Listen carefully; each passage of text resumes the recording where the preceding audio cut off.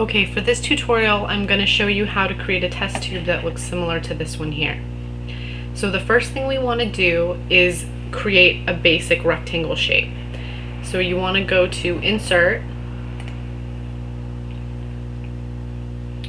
and click on it to display the ribbon. And then we're going to insert a shape. So click on Shapes, and we're going to select this basic rectangle shape.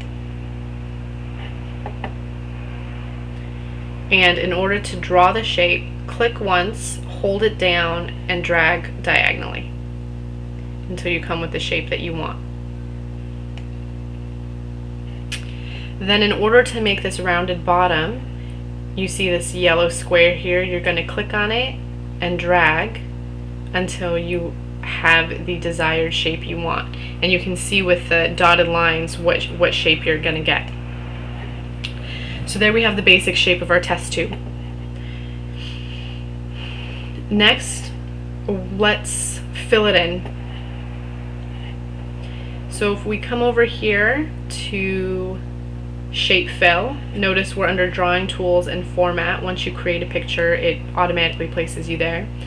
So you can click on Shape Fill, and we'll go down to Gradient, and we'll select More Gradients because we want to give it the appearance of water. So we're going to select one color. We're going to select two colors. The first color we can keep white, and the second color let's make an aqua. Then since we want to create the appearance, let's look at our model, of a vertical gradient, we're going to select vertical. And then we want the white in the middle, so we're going to select this fourth box and press OK. So now we have the basic color of our test tube, of the water. The next part is making a part of it clear. So first, we're going to go back over here. We're still in our format. Let's click out of the test tube. Click back on Insert. We're going to click Shapes and insert another square, or rectangle, I'm sorry. This time, the rectangle is going to go on top of the test tube. So let's start about here and bring it about there. Perfect. Okay, the first thing we want to do is fill it in a much lighter color. So go to the Shape Fill, select Gradient, back down to More Gradients,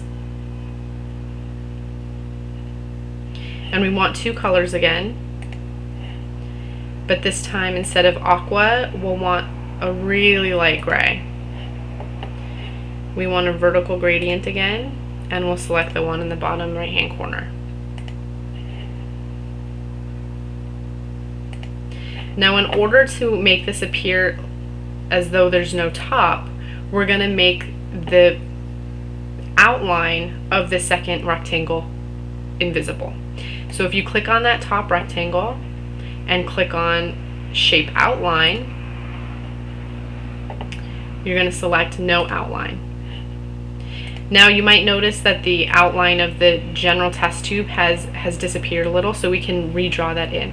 But first, you notice the top is still visible. So let's click on our rectangle and drag this square just a little bit higher so it covers the tip of that. In order to add the sides of the test tube again, we're going to go to Insert, add a shape, and we're just going to add a line. So we'll add a line on one side.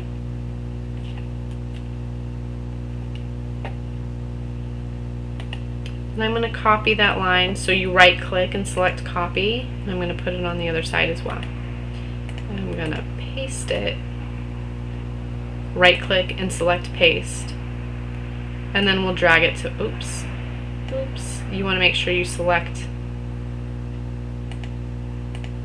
your line and drag it to where you want it. Okay, so now we have the general shape of the test tube. The last part is making it open up at the top. So for this, we're going to select our line again. So go to Insert, Shapes, select the line, and we're just going to draw a small line. And repeat.